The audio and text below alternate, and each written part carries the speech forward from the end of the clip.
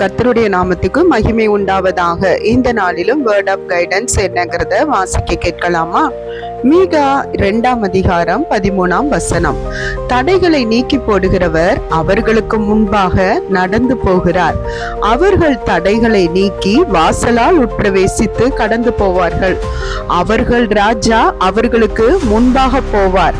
கர்த்தர் அவர்கள் முன்னணியில் நடந்து போவார். ஆம் தேவ பிள்ளைகளே, இன்றைக்கு ஆண்டவராகிய இயேசு கிறிஸ்துவ உங்களுடைய வாழ்க்கையில முன்னாக வைத்து எந்த காரியமும் நீங்க செயல்பட்டா நிச்சயமா அதுல இருக்கிற தடைகளை நீக்கி உங்களுக்கு ஒரு சுக வாழ்வை ஆண்டவர் கட்டளையிடுவார். அது இல்லாம என் பலம், என்னுடைய ஞானம், என்னுடைய முயற்சி என்று நீங்க செயல்பட்டா அதுல முழு ஆசீர்வாதத்தையும் நம்மளால பெற முடியாம போயிடும். இன்னைக்கு எந்த தடைகள் இருந்தாலும், வீடு கட்டுறதா இருக்கா, வியாபார துவக்கத்துல ஏற்படுகிற இடம் பொருள் பெறுகிறதுல ஏதோ ஒரு தடை, தேர்வு எழுதுகிறதுல தடை இருக்கா, திருமண தடை இருக்கா, என்ன தடையா இருந்தாலும் ஆண்டவரை முன்னாடி வைத்து பாருங்களேன்.